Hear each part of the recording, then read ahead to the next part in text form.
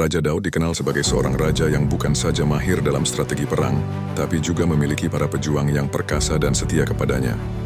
Di antaranya adalah Triwira, atau 3 pejuang yang disebut di 2 Samuel 23.